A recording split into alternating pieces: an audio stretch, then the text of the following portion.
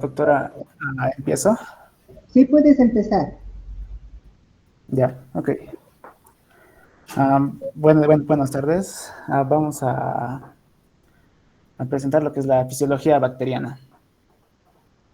La fisiología bacteriana es el estudio de las funciones realizadas por los microorganismos, en este caso por las bacterias. La función fundamental de todo ser vivo es crecer. Esto es aumentar el tamaño y la masa de todos sus componentes celulares, formando macromoléculas como las proteínas, polisacáridos, lípidos y ácidos nucleicos. Las bacterias, cuando crecen lo suficiente, estas pueden dividirse en dos por fisión binaria. Como podemos ver en la imagen, la célula madre se duplica en dos, creando las dos células hijas. Siguiente, por favor. Composición química de las bacterias. Entre sus componentes principales son el agua, las sustancias inorgánicas y las sustancias orgánicas. El agua es el componente principal y el citoplasma bacteriano varía entre 75 a 85%. Entre las sustancias inorgánicas está el fósforo, el sodio, magnesio, hierro, potasio y el calcio. Entre las sustancias orgánicas están los hidratos de carbono, que estos forman complejos con proteínas, lípidos y también condicionan la especificidad antigénica. Después las proteínas, que estos forman el 50-80% del peso seco de la célula bacteriana, está presente en el citoplasma, en las membranas y otras estructuras. Estas pueden encontrarse como proteínas simples, enzimas, nucleoproteínas y lipoproteínas. Después, entre los lípidos, representa el 10% del peso seco y forman las grasas neutras, los ácidos grasos libres, los fosfolípidos y las ceras. Y por último, los ácidos nucleicos, que representan el 10 al 30% del peso seco. Siguiente, por favor. Significado del crecimiento. Medición de concentraciones microbianas. Estos se dividen en tres, con el recuento de células variables. Es la medida de concentración de células. Cada bacteria invisible individual crecerá para formar una colonia visible que puede contarse. Después tenemos la turbidez, que puede relacionarse con el recuento de células en un cultivo. Se puede hacer un cálculo visual. Por ejemplo, una suspensión poco turbia de Escherichia coli contiene cerca de 10 a las 7 células por mililitro, mientras que una suspensión muy turbia incluye cerca de 10 elevado a la 8 células por mililitro. Y por último tenemos la densidad de biomasa, que se puede medir la biomasa de forma directa, determinando el peso seco de un cultivo microbiano después de ser lavado con agua destilada.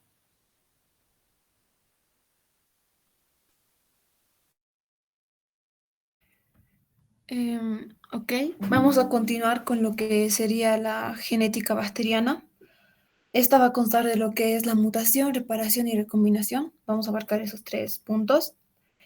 Es muy importante que el ADN se vaya a replicar en una bacteria para que éstas lleguen a sobrevivir, pero durante esta replicación se van a producir errores.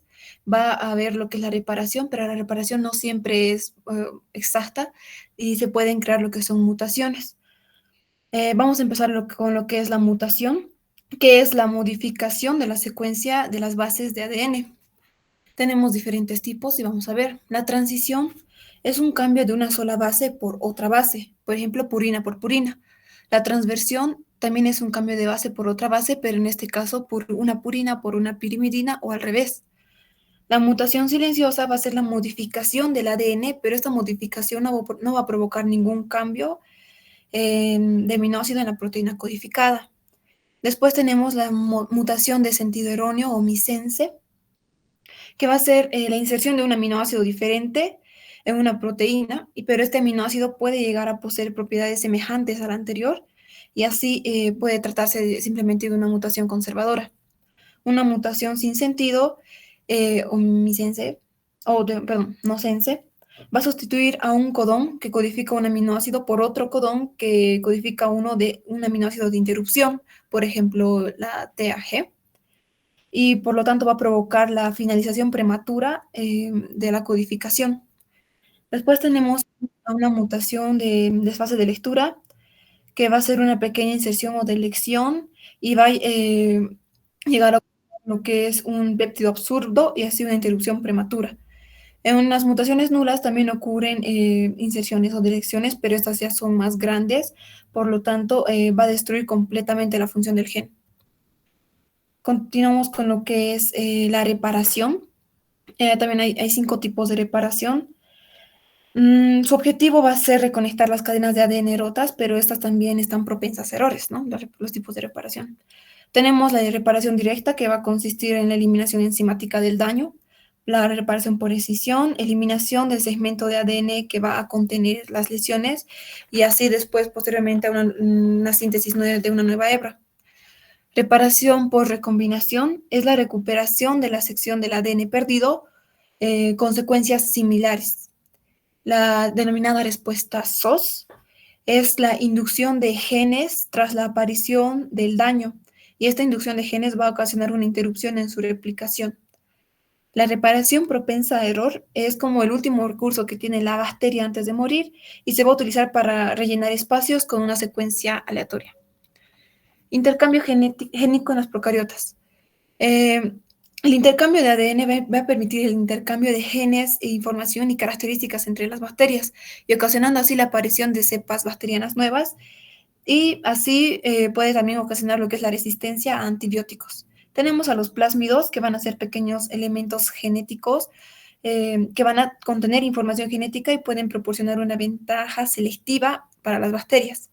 Tenemos a los bacteriófagos, que van a ser virus bacterianos con genoma de ADN o ARN.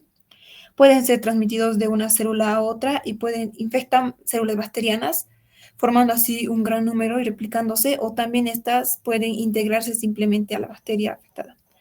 Tenemos a los transposones, que van a ser genes saltarines. Pueden transferir ADN de una posición a otra en un solo genoma. Tenemos ahora los mecanismos de transferencia genética entre células. Tenemos 3. La transformación. Tenemos aquí lo que es a una célula donante. Esta, a través de lisis celular, va a liberar lo que son fragmentos de ADN y la transformación va a consistir en que una célula receptora va a agarrar esos fragmentos liberados de ADN y los va a integrar a su propio ADN. Conjugación.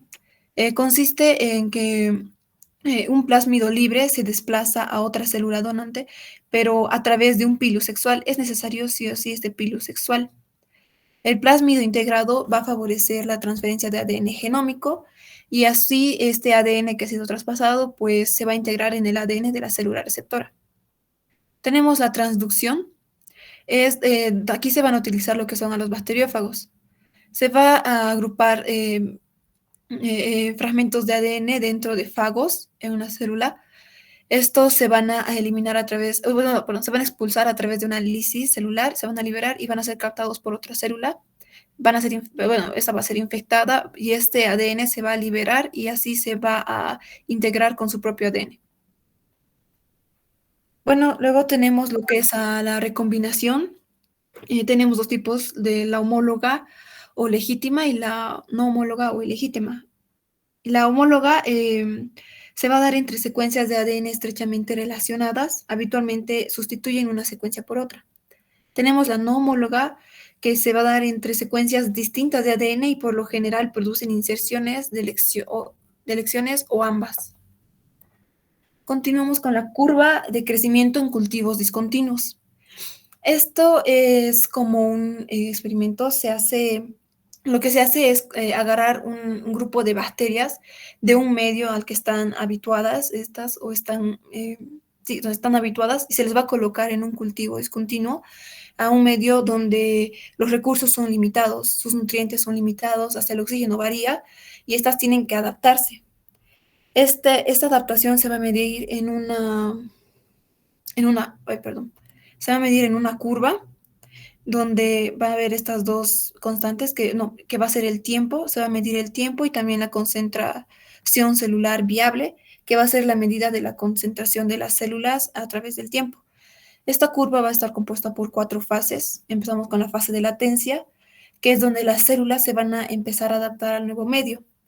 Hay algunas células que se van a adaptar, les va a costar adaptarse, pero se logran adaptar, otras que llegan a morir y otras que les cuesta mucho adaptarse, por lo tanto se va a producir una fase de latencia prolongada hasta que éstas lleguen a acostumbrarse y así pasen a la siguiente fase.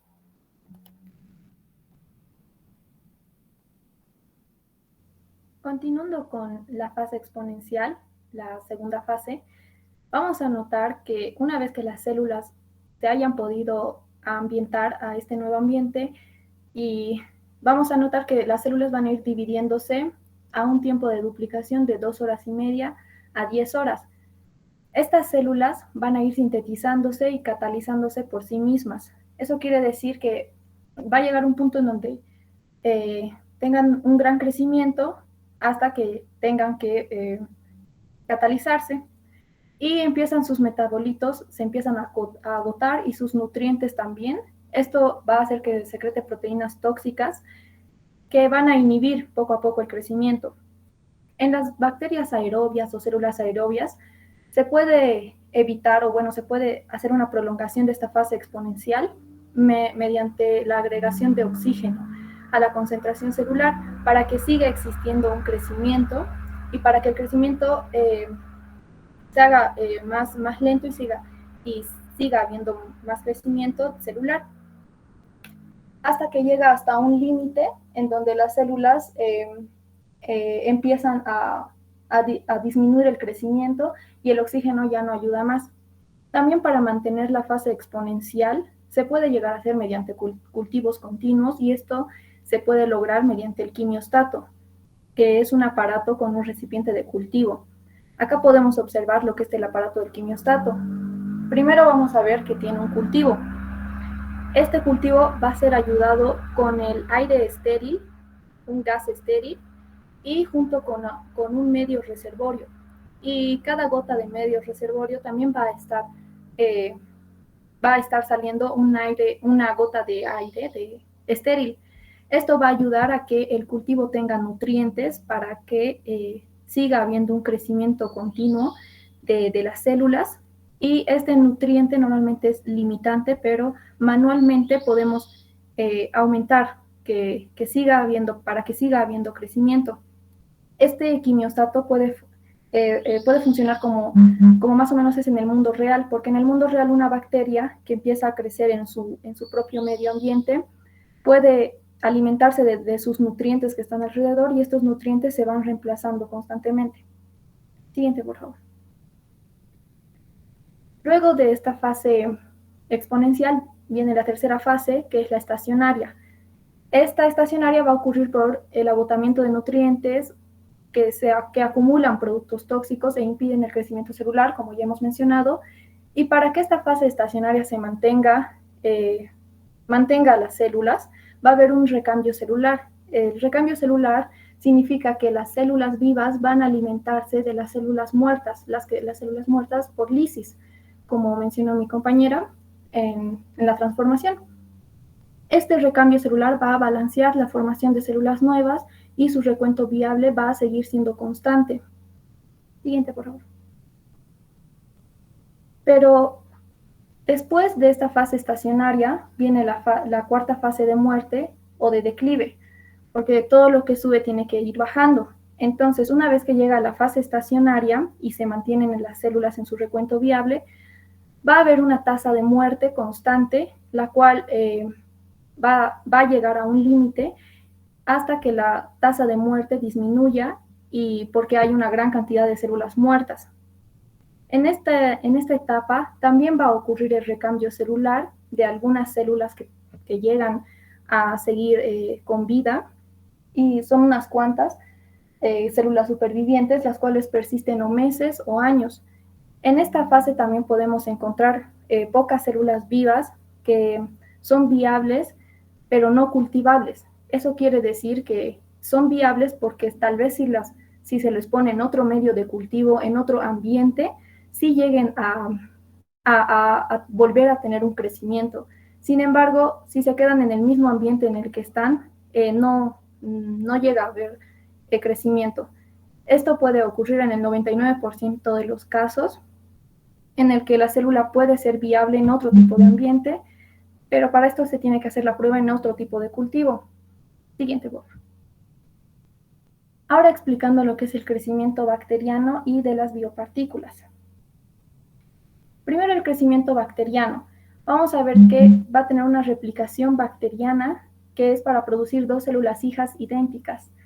En la replicación bacteriana, primero tenemos que notar que primero va a haber una síntesis de ADN y luego de haber la replicación de ADN mediante las horquillas que van a estar replicando, va a haber recién lo que es la división celular.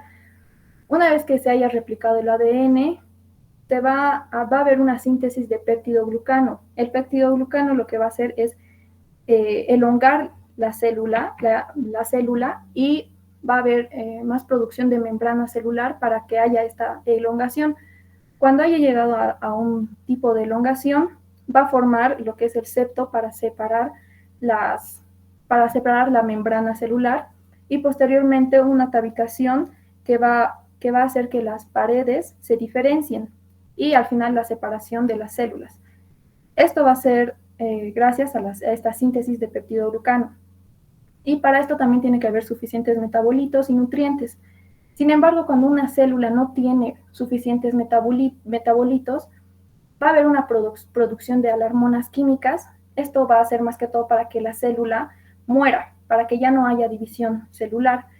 En este proceso, más que todo, es que las alarmonas químicas hacen que los ribosomas que producen esta síntesis de peptidoglucano, que como mencioné, hacen la elongación de la célula para la formación del septo, se degrade. Eso quiere decir que los ribosomas y esta síntesis de peptidoglucano y las proteínas se degraden. Eso quiere decir que la célula solo se va a formar hasta el septo y posteriormente ya no va a poder haber ninguna separación y las células se van a ir muriendo. Siguiendo, por favor. Ahora, con el crecimiento de biopartículas, esto explica cómo se desarrollaron las bacterias en comunidades complejas. El crecimiento de biopartículas, en el libro Yawes, nos dan un ejemplo de cepillarnos los dientes. Por ejemplo, cuando hay una pequeña comunidad de bacterias que se acumula en un diente, puede llegar a formar mucho más comunidades complejas y puede incubarse el germen, provocando así una infección dental, como las caries. Entonces aquí se trata de explicar cómo es este procedimiento de una infección bacteriana. Primero vamos a ver que va a comenzar con una sola bacteria que se va a ir incubando. Eso quiere decir que va a estar replicándose para formar una comunidad grande y ir formando gérmenes. Esta transformación se va a hacer gracias a un proceso de quorum sensing. Este proceso de quorum, significa que varias bacterias van a ir secretando moléculas. Estas moléculas son llamadas hiposerina lactosa. Una vez que hayan secretado estas moléculas y haya una comunicación entre las demás comunidades de bacterias, va a haber lo que es una coordinación y expresión genética. Eso quiere decir que van a ir transportando sus genes de comunidad a comunidad para al final poder formar lo que es una infección bacteriana.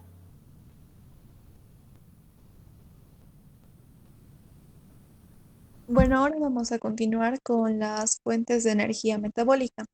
Las bacterias, para realizar la división celular y todas sus actividades, van a necesitar energía y esta la van a conseguir a través de tres vías. Una de ellas es la respiración bacteriana, en la que se va a generar adenosín trifosfato por oxidorreducción, en la que el reductor le va a donar electrones a un oxidante, en este caso el oxígeno, o también puede ser el dióxido de carbono, el sulfato, nitrato, entre otras. La otra vía es la fermentación. Esto va a ser un proceso catabólico. Esto quiere decir que estructuras complejas se van a degradar en componentes mucho más simples. Es un proceso que no requiere oxígeno y también produce adenosín trifosfato. La última vía es la fotosíntesis. Este va a ser un proceso de conversión química en el que la materia inorgánica va a transformarse en materia orgánica a través de la energía solar. Siguiente, por favor. Las células, aparte de esta energía, también van a necesitar ciertos nutrientes para formar sus macromoléculas. Entre estos tenemos a los que son usados en mayor cantidad, como el carbono, el hidrógeno, el oxígeno y el nitrógeno. También el fósforo, el azufre, el potasio, el magnesio, el calcio y el hierro. Y entre los componentes que son requeridos en menor cantidad tenemos al manganeso, al cobalto, al cobre, al zinc y al níquel. También tenemos entre estos a los factores de crecimiento. Estos van a ser compuestos que la célula es incapaz de sintetizar, como las vitaminas, las purinas, pirimidinas, aminoácidos, ácidos grasos y carbohidratos. Fuentes de carbono. Bueno, los microorganismos se van a clasificar según la manera en que obtienen el carbono. En autótrofos, que son los que no requieren nutrientes orgánicos. Estos van a utilizar energía lumínica para reducir el dióxido de carbono a expensas del agua. También tenemos a los quimiolitótrofos. Estos van a utilizar sustancias inorgánicas como hidrógeno como reductor y dióxido de carbono como fuente de carbono. Y los heterótrofos son los microorganismos que requieren el carbono orgánico, pero de una forma asimilable para crecer. Y esta forma asimilable es en forma de glucosa, azúcares, aminoácidos y ácidos grasos. Y bueno, las bacterias también van a requerir el nitrógeno, el cual es un componente principal de las proteínas y de los ácidos nucleicos. Este va a constituir el 5% del peso seco de la célula. Se lo va a asimilar en forma de amoníaco y los autótrofos van a convertir este amoníaco en nitrógeno anaeróbicamente por desnitrificación. Y los quimiótrofos van a obtener los nitrógenos a partir de los aminoácidos, bases púricas o pirimídicas. Para continuar, también existen las fuentes de azufre que tienen una importancia en las células bacterianas como componente de coenzimas y proteínas. Algunas de esas bacterias utilizan el azufre en forma de sulfato y otros lo reducen a ácido sulfídrico, pero este es tóxico para otros organismos. También tenemos fuentes de fósforo, que la necesidad del fósforo en la estructura del ATP, ácidos nucleicos y coenzimas. El fosfato inorgánico libre Pi es la forma en la que el fósforo se asimila en el cultivo bacteriano. El fosfato inorgánico libre va a ser esencial para la fosforilación de diversos metabolitos, lípidos y proteínas. Siguiente, por favor. También hay fuentes de minerales. La importancia de minerales como el magnesio, hierro, calcio y potasio están en su función de enzimas y estructuras celulares, como captación de hierro, que es facilitada por la producción de sideróforos en algunas bacterias y hongos. Los sideróforos son compuestos orgánicos que secretan estas células para que tengan una afinidad por el hierro y puedan captar en territorios en los que no hay mucho este mineral. Siguiente, por favor. Los factores de crecimiento también. Para hablar de eso tenemos que saber que un factor de crecimiento compuesto orgánico esencial es el que no se puede sintetizar por sí mismo en la célula, que la tiene que obtener del entorno. Entre estos hay, por ejemplo, los nutrientes esenciales. Los microorganismos necesitan una variedad de nutrientes para construir macromoléculas como aminoácidos, purinas, pirimidinas, pentosas, carbohidratos, ácidos grasos y vitaminas, que van a actuar como precursores de coenzimas. Siguiente, por favor. Hay factores ambientales que afectan el crecimiento microbiano durante un cultivo. Uno claro es el medio de cultivo. El medio de cultivo adecuado va a proporcionar los nutrientes necesarios para el crecimiento bacteriano y este se tiene que controlar cuidadosamente. Puede ser líquido o sólido, con agar o gel de sílice. El agar es una sustancia gelatinosa que se usa para solidificar medios de cultivo. El agar es particularmente útil debido a su resistencia a la acción microbiana y su capacidad para formar gel a temperaturas más bajas, permitiendo una incorporación de bacterias sin dañarlas. También, como ya mencionamos, los nutrientes en el medio de cultivo son esenciales. Siguiente, por favor. También tenemos como factores que afectan el pH y la temperatura. En un medio de cultivo, el pH óptimo para el crecimiento bacteriano varía según la especie en un rango de 3 a 10.5. Las bacterias pueden regular su pH interno mediante sistemas de transporte de protones en la membrana citoplasmática para mantener las condiciones óptimas de crecimiento. El pH va a variar de bacteria a bacteria porque hay acidófilas, neutrófilas y alcalinas. La temperatura también es otro factor, ya que esta debe ser óptima para el crecimiento bacteriano y también va a variar según la especie, teniendo rangos específicos para los psicrófilos, mesófilos, termófilos e hipertermófilos, como vemos en la imagen. Y la tasa de proliferación bacteriana sigue una relación general de Arrhenius, donde la velocidad del crecimiento disminuye a temperaturas por encima y por debajo del rango óptimo. Siguiente, por favor. Otro factor externo es la aireación, que hacemos referencia a la disponibilidad de oxígeno que va a haber en el medio de cultivo, ya que se va a ser crucial para el crecimiento de las bacterias aerobias, anaerobias facultativas y microaerófilas. Ahora, los productos secundarios del metabolismo aerobio, como el peróxido de hidrógeno y el superóxido, pueden dañar algunas células bacterianas, ya que estos microorganismos cuentan con sistemas de defensa antioxidantes.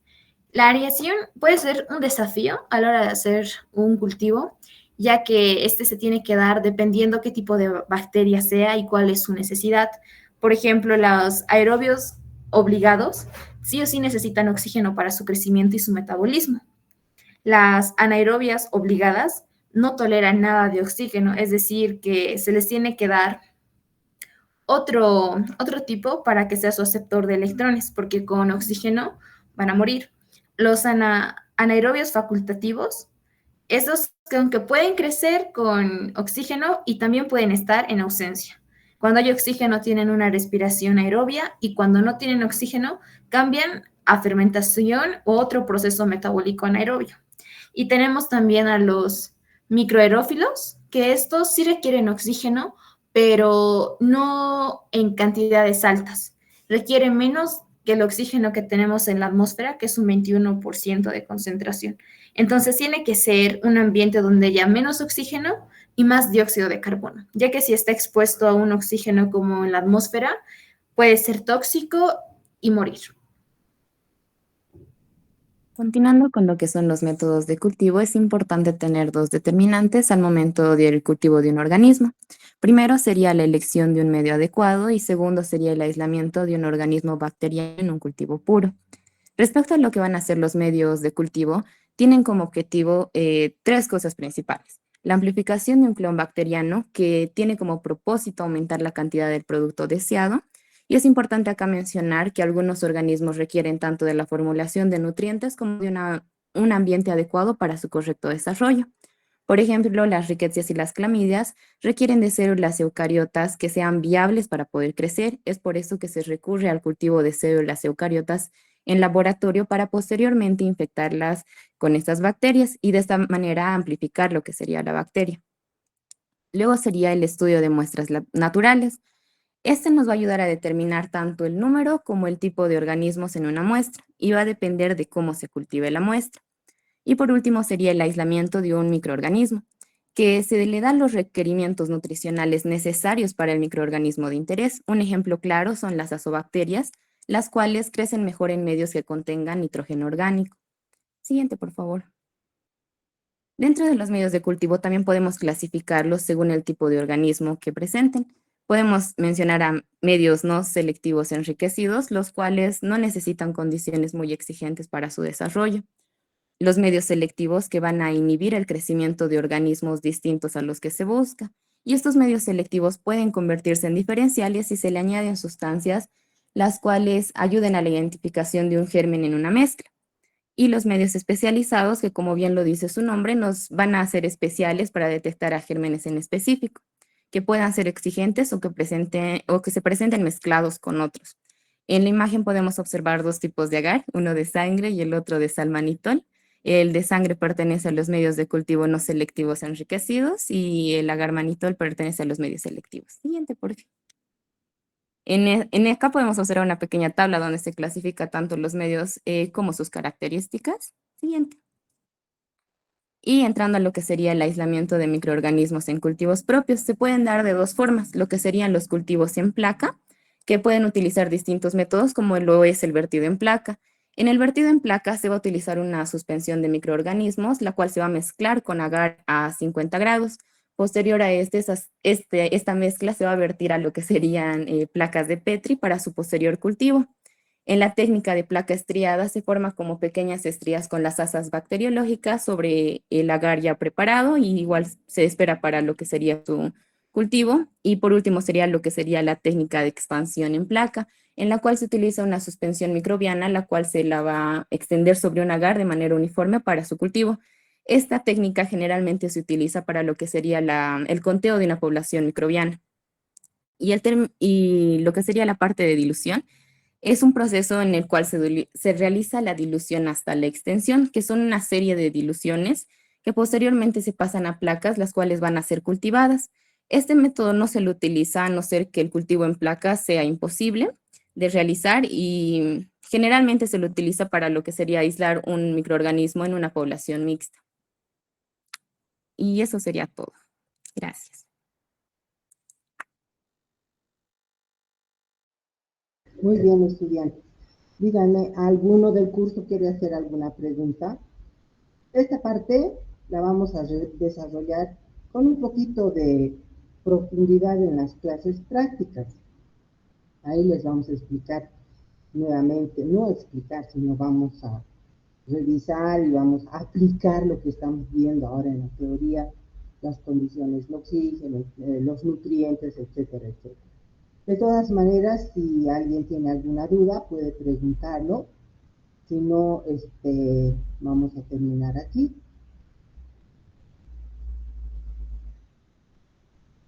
¿Va bien? Bueno, no insisto porque tengo que volar a clases. Les agradezco por su presencia y mil disculpas. Yo creo que a partir de ahora solamente vamos a trabajar con nuestro Meet, ya que no tenemos ni siquiera 100 personas y el Meet solo acepta hasta 100. Ok, chicos, muchas gracias por su presencia. Muy bien a los expositores, han hecho, creo, una presentación muy demostrativa y pues nos vemos la próxima clase. Hasta luego, chicos. Hasta luego, doctora. Hasta luego, doctora. Hasta luego, doctora.